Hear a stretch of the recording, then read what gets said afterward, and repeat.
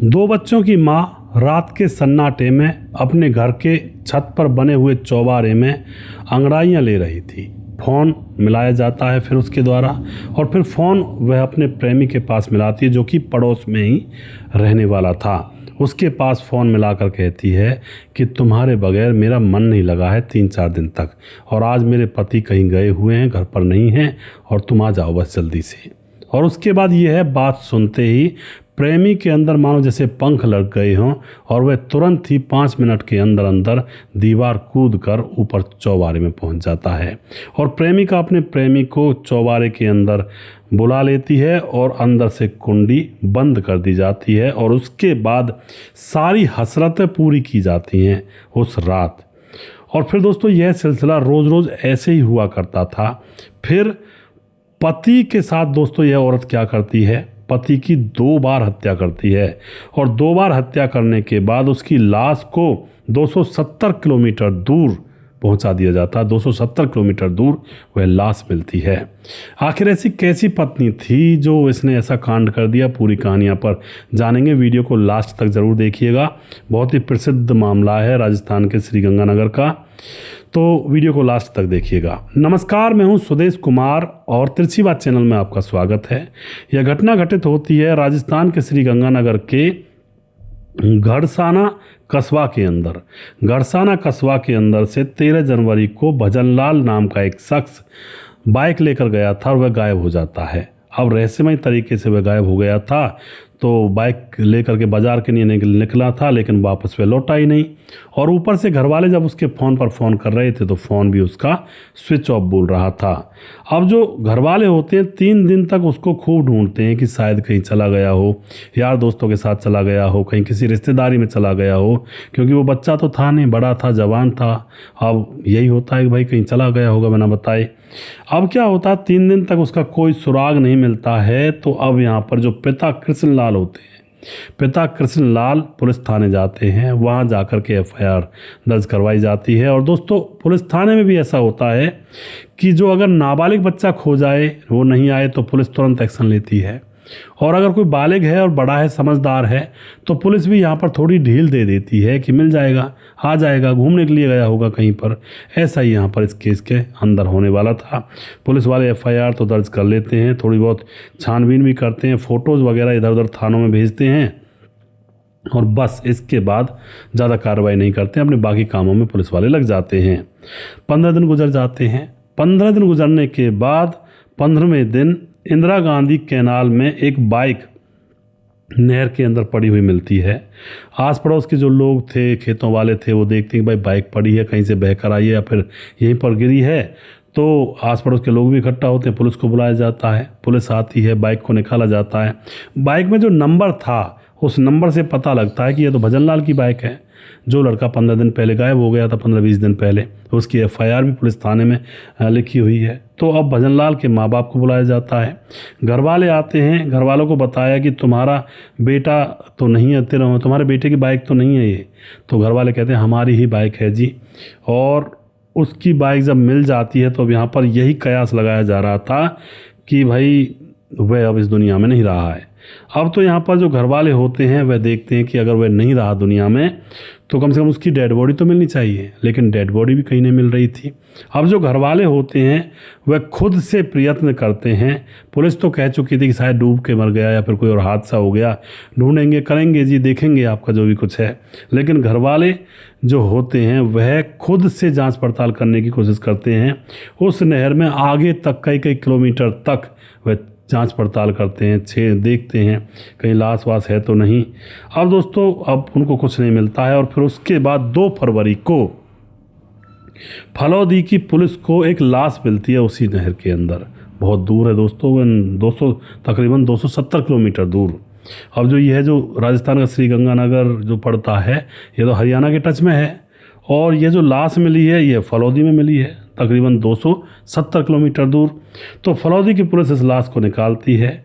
और उसके बाद जैसा कि इन्होंने फ़ोटो भेजे हुए थे थानों में, तो अब उस हिसाब से जो ये लड़का होता है जिसका पिता का नाम कृष्णलाल ये होता है, तो घर वालों को बुलाया जाता है। घर वाले जाते हैं, कपड़ों को देखते हैं, और जो पिता और माँ होते हैं वो बेटे की या बेटी की लाश कितनी भी बिगड़ जाए, माँ बाप तो पहचान ही लेते हैं, क्योंकि बचपन से पालते जो हैं। तो वहाँ पर जाकर उस लाश को जब देखते हैं तो वह रोने लगते हैं कि साहब ये हमारे बेटे के कपड़े हैं और ये हमारे बेटे की लाश है। अब तो उस लाश को पोस्टमार्टम के लिए भेज दिया जाता है। तो वहाँ से जो रिपोर्ट आती है तो पता चलता है इसको मारा गया। पहले गले में रस्सी कसकर जकड़ी हुई थी, सर पर बहुत सारी चोटें थी, हत्या की गई है पहले जब इसको डाला गया है, अपने आप बाई चांस नहीं मरा है। तो अब दोस्तों यहाँ पर पुलिस के ऊपर एक बर्डन आ जाता है, बोझ आ जाता है कि भाई केस को सुलझाना पड़ेगा। दरअसल ये भजनलाल जो होता है, इसके पिता का नाम होता है कृष्णलाल और भजनलाल की पत्नी का नाम होता है इंदिरा। पत्नी का नाम ध्यान रखिएगा। 2 बच्चे हैं इनके। जो पुलिस होती है सारे तथ्य देखती है इधर उधर, लेकिन कोई भी क्लू नहीं मिलता है। तो पुलिस का पहला काम यही होता है, भाई वहाँ पर सीसीटीवी कैमरे तो थे नहीं, वो तो देहात था। अब पुलिस जो पत्नी होती है उसकी कॉल डिटेल्स निकालती है, और पत्नी की जैसे ही कॉल डिटेल्स निकाली जाती है तो पत्नी का अफेयर था एक प्रभुदयाल नाम के शख्स से जो पड़ोस में रहने वाला था। इतना पुलिस को पता लग जाता है कि पत्नी का अफेयर चल रहा है, घंटों घंटों बातें होती हैं, और दोनों की लोकेशन कई घंटों तक एक जगह पर भी होती है। अब इधर से प्रभुदयाल की जो लोकेशन होती है, जो इस लड़की पत्नी का प्रेमी था, उसकी लोकेशन निकाली जाती है उसी तारीख की जिस दिन यह भजनलाल गायब हुआ था बाजार जाने के बहाने। अब उसकी जब लोकेशन निकाली जाती है तो उसकी लोकेशन उसी नहर पर जहां पर मोटरसाइकिल मिली थी भजनलाल के फ़ोन के साथ, इसकी लोकेशन भी वहीं पर थी। अब तो पूरा जो शक था वो यकीन में बदल जाता है, और पुलिस ने पत्नी इंदिरा को और प्रेमी प्रभुदयाल को पकड़ लिया होता है। इनसे सख्ती से पूछताछ की जाती है। तो अब ये जो घटना बताते हैं दोस्तों, ये बताती है जो पत्नी इंदिरा होती है कि मेरे पड़ोस में प्रभुदयाल रहा करता है। मैं जैसे निकला करती, आया जाया करती, तो वह मेरी तरफ देखकर हंसा करता। हम दोनों बात करने लगते हैं, और दोनों की बातों ही बातों में एक दिन की बात ऐसी होती है जब मेरा पति घर पर नहीं था तो ये फ़ोन पर बोल रहा था कि मैं आ रहा हूँ, और बार बार ये प्रेशर करता है। तो मैंने कह दिया ठीक है तू आ जा। एक बार जब ये दोनों इकट्ठे होते हैं तो दोनों के संबंध बन जाते हैं।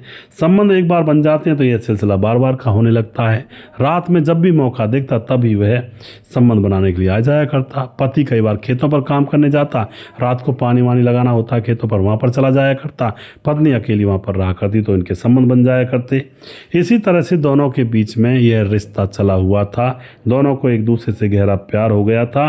और फिर अब दोस्तों एक दिन की बात ऐसी होती है, रात के समय पति घर पर आ जाता है, और घर पर आकर के जब ऊपर जाता है तो ये तो निश्चिंत सोए हुए थे, इनको लग रहा था कि भाई सुबह आएगा खेतों से, और रात को पति इनको निर्वस्त्र देख लेता है। एक बार जब इनको निर्वस्त्र देख लेता है तो वह बाहर तो किसी से कहता नहीं है, और वहाँ से वह जो पड़ोसी था प्रभुदयाल वह तो कूद कर भाग जाता है। यह अपनी पत्नी को अंदर ही अंदर ये कहता है कि तुझे शर्म नहीं आई, उसको पीटता है अंदर ही अंदर, और किसी को क्या घर वालों को भी पता नहीं चलता है। अब इस तरह से यहाँ पर क्या होता है दोस्तों, पता लग गया था पति को, मगर अब यह छूट कहाँ मिलने वाली थी। पति तो कदम कदम पर हर बार हर मिनट उसकी नज़र अपनी पत्नी के ऊपर रहा करती, तो हर टाइम पर अपनी पत्नी के ऊपर नज़र रखता। अब इस बात से परेशान थे दोनों प्रेमी प्रेमिका, मिल नहीं पा रहे थे। दोनों फ़ोन पर बात कर लिया करते तो कहते भाई क्या करें, ये तो बीच में आ रहा है, अब कैसे होगा, हमारा तो बिना तुम्हारे बगैर मन नहीं लगता। दोनों एक दूसरे के प्रति कह रहे थे कि हम दोनों का मन नहीं लगेगा, ऐसे कैसे करेंगे। अब क्या होता है दोस्तों यहाँ पर, अब दोनों प्लानिंग बना लेते हैं कि इसको अगर रास्ते से हटा देते हैं और मामले को हम एक्सीडेंट दिखा देते हैं, या फिर ऐसा कर देते हैं कि वो पता नहीं कहाँ चला गया, तो फिर उसके बाद हम मिलते रहेंगे। घर वालों को इसने अभी बताया नहीं है, पड़ोस में किसी को पता नहीं है, हमारा काम अच्छे से चलता रहेगा। इस बात को सोच करके ये दोनों प्रेमी और प्रेमिका प्लानिंग करते हैं, और प्लानिंग के तहत दोस्तों इन्होंने एक ऐसी अजीब बात करी। जो ये प्रेमी होता है प्रभुदयाल, अपने साथ एक 15 साल के बेचारे नाबालिग लड़के को अपने साथ ले लेता है, उसको अकल बता देता है कि ऐसा ऐसा करना है तुझे। और अब जो पत्नी होती है इंदिरा, प्लानिंग के तहत अपने पति से कहती है दिन में कि बाजार जाओ और मुझे ये सामान ला कर दे दो। कुछ सामान की लिस्ट उसके हाथ में पकड़ा दी होती है। तो अब जो उसका पति होता है वह फिर सामान लेने के लिए बाइक स्टार्ट करता है और बाजार की तरफ जाने लगता है। तो नहर जो थी उसकी पटरी कुछ दूर जाना पड़ता था। तो जैसे ही वह बाइक लेकर नहर की पटरी से गुजर रहा था, वहीं पर इसकी पत्नी इंदिरा का प्रेमी प्रभुदयाल और उसके साथ एक 15 साल का लड़का खड़े हुए थे। उस लड़के ने चलती बाइक में डंडा मारा उसके ऊपर, तो वह ज़मीन पर गिर गया बाइक को लेकर के। और फिर इस प्रेमी प्रभुदयाल ने उसके ऊपर वार किए और उसके सर में चोटें मारी और उसके गले को घोंट दिया। और फिर जब गले को घोंट दिया, लगा इनको कि इसके प्राण पखेरु उड़ गए हैं, तो उसकी बाइक को नहर में डाला कि ये बह जाएगी या फिर दफन हो जाएगी। और उसके बाद उसकी लाश जैसे पड़ी हुई थी, बाइक को डाल रहे थे ये, तो एक साथ तो डालेंगे नहीं, लाश पड़ी हुई थी, बाइक को डाल रहे थे दोनों। तभी ये देखते हैं कि वह सांस ले रहा है, वह मतलब अभी जिंदा था, मरा नहीं था। तो दोस्तों अब फिर से उसको मारते हैं कि भाई कहीं पानी में डालने के बाद ये जिंदा हो जाए, बच जाए। फिर उसके सर पर चोट मारते हैं और गले में रस्सी को इतना कस के बांध देते हैं कि अब ये सांस ले ही नहीं पाएगा। यानी कि यहाँ पर इस पति के 2 कत्ल किए गए थे, एक बार पहले और फिर एक बार उसके बाद, जब लगा कि भाई ये जाग गया है। तो इस तरह से मैंने टाइटल में लिखा था कि भाई 2 बार कत्ल करवाए। तो उसको नहर में फेंक दिया जाता, उसके बाद आराम से चले जाते हैं। पत्नी को फ़ोन करता, प्रेमिका को, ये प्रभुदयाल इंदिरा को, कि काम हो गया है। तो इंदिरा बहुत खुश होती है। उसके बाद तब से दोनों रात में एक दूसरे के बाहों में उसी चौबारे के अंदर मज़े लिया करते थे। इंदिरा का पति गायब था, घर वालों के आंसू नहीं सूख रहे थे सास ससुर के कि बेटा कहाँ गया, लेकिन इंदिरा के तो मज़े थे। और सास ससुर के सामने थोड़ा झूठा ड्रामा करती, बड़ा दुख है, पता नहीं आया नहीं है, और रात होते ही प्रेमी के साथ रंगरलियां मनाया करती। लेकिन दोस्तों ऐसे मामले बहुत जल्दी खुल जाया करते हैं। यह मामला भी खुला और यहाँ पर भी अपराधी को पकड़ा गया। और दूसरी बात, इस प्रभुदयाल के ऊपर पॉक्सो एक्ट भी लगाया गया, क्योंकि इसने अपने गंदे को कृत्य में एक 15 साल के बच्चे को शामिल जो किया था, इसलिए इसके ऊपर पॉक्सो एक्ट भी लगाया जाता है। तो इस तरह की घटनाएं देश और दुनिया के अंदर देखने को मिलती हैं। पड़ोसी बैरी बन जाते हैं, पत्नी बैरी बन जाती है, घर वाले बैरी बन जाते हैं। भैया ऐसा हो रहा है इस दुनिया के अंदर, और सही से रहेंगे तो शायद हो सकता है जी पाएँ। और आप सही से हो, आपकी पत्नी या फिर कोई भी घर में सही से नहीं है, तो हो सकता है आपको लेकर डूब जाए।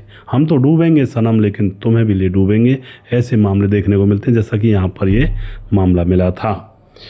तो दोस्तों बहुत बुरा ज़माना फ़िलहाल चला हुआ है, सावधान रहें, सतर्क रहें, क्योंकि आज के दौर में ना किसी के ऊपर विश्वास नहीं किया जा सकता। कोई कहता हो मैं तुमसे दिलो जान से प्यार करती हूँ, भैया कोई पता नहीं है दिलो जान से प्यार करती हो या ऊपर से कह रही हो, इसका क्या पता है। इसका कोई वो तो है नहीं कि भाई जैसे गिरावटी डाल के दूध को नापते हैं कि इसमें पानी कितना है, ऐसा तो कोई सिस्टम है ही नहीं। किसी ने मुंह से कह दिया, हमने मान लिया, और फिर उसी चक्कर में, भरोसे के चक्कर में आकर जाने जाती हैं। दोस्तों ये भरोसा मरवाता है जब हम हद से ज़्यादा भरोसा करते हैं ना। अगर पति को भरोसा नहीं होता पत्नी पर, उसको फिर भी भरोसा था कि मेरी पत्नी ठीक है, मतलब जो गलती हो गई सो हो गई।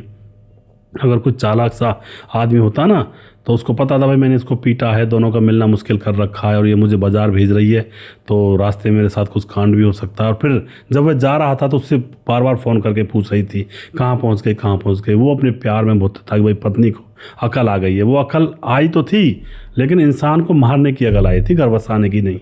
इसीलिए लोकेशन पूछी जा रही थी। तो थोड़ा सा सावधान ज़रूर रहें। वीडियो के लास्ट में उन भाइयों के नाम लूँगा जो हमारे वीडियोस को देखते हैं, हमें सपोर्ट करते हैं। हमारे साथ वनराज नामदेव कोहली लगातार कमेंट करते हैं, नीतीश पासवान बोध गुगेटी झारखंड से कमेंट करते हैं, दयाशंकर सिंह राजपूत ठाकुर यूपी 43 गोंडा से, रामलाल कुशवाहा जिला विदिशा पूर्णिया बिहार से कमेंट करते हैं, रवि प्रकाश कमेंट करते हैं, शौकत अली दिल्ली से हैं, कालीचरण उड़ीसा से, फिलहाल गोवा में रहते हैं, प्रवीण चौधरी राजस्थान से पर बेंगलुरु में रहते हैं, सैफुल मलिक कमेंट करते हैं, राम थापा नेपाल से कमेंट करते हैं, राम बहादुर सिंह रायगढ़ छत्तीसगढ़ से हैं, बुराईदास झारखंड से हैं, खेमराज गुज्जर चिट्ठी जीवी नगर यूपी 16 से कमेंट करते हैं, श्यामलाल चौधरी नौका बीकानेर राजस्थान से कमेंट करते हैं, पप्पा राम कमेंट करते हैं, लगातार बने रहते हैं, सद्दाम अंसारी कमेंट करते हैं, मेरा भी नाम ले लिया करो, सद्दाम अंसारी भिवांडी से, मुकेश कुमार यूपी 83 से हैं, मनोज श्रीवास्तव जी गोपालगंज बिहार 28 वार्ड नंबर 23 से कमेंट करते हैं, राम गोसाई कमेंट करते हैं, भाई जी आजकल लहर चल रही है, आपकी कहानियों से हमें बहुत कुछ सुनने को मिलता है, बहुत बहुत धन्यवाद जी। रतनलाल शर्मा कमेंट करते हैं, नमस्कार भाई साहब, आपकी कहानी बहुत बहुत धन्यवाद, बहुत अच्छी लगती है। अमित पटेल बिहार बेलवा मोतिहारी जिला से हैं, कमेंट करते हैं, कहानी बहुत अच्छी लगती है। देवेंद्र कुमार फरीदाबाद से कमेंट करते हैं, रजत सैनी कमेंट करते हैं, विमलेश कुमार कमेंट करते हैं, सुमेर सिंह कमेंट करते हैं, अमित पाठक MP 36 से अमित पाठक कमेंट करते हैं, सुरेश राउत कमेंट करते हैं, गणेश सोनी है, सूरज डियो फिजी से कमेंट करते हैं, समाधान पाटिल जलगांव महाराज से कमेंट करते हैं, राम गोसाई कमेंट करते हैं, धीरज बरनवाल कमेंट करते हैं, मनोज श्रीवास्तव जी कमेंट करते हैं और धीरज भाई लगातार कमेंट करते रहते हैं। और उसके बाद हमारे साथ बने रहते हैं राम मोहम्मद यासीन लाहौर पाकिस्तान से मनु जैन कमेंट करते हैं और इटली से हमारे भाई मान कमेंट करते हैं। उनका कमेंट यहाँ पर नहीं आया, मैंने पहले पढ़ा था। और उसके बाद हमारे साथ राम मोहम्मद यासीन लाहौर पाकिस्तान से, राधे श्याम शर्मा सरसी जयपुर राजस्थान से, राजकिशोर चौरसिया महाबलेश्वर महाराज से और जी हमारे साथ कमेंट करते हैं छगनदास खारडाबान राजस्थान से। और उसके बाद हमारे साथ कमेंट करते हैं दुर्योधन भाई लगातार कमेंट करते हैं, सुशील चौधरी हमारे लगातार कमेंट करते हैं। अभी भी जिस भाई का नाम रह गया हो उस भाई का नाम अगले वीडियो में ज़रूर लूँगा। अगला वीडियो बहुत जल्दी फिर से लेकर आऊँगा। तब तक आप खुश रहें, सावधान रहें। जय हिंद, जय भारत।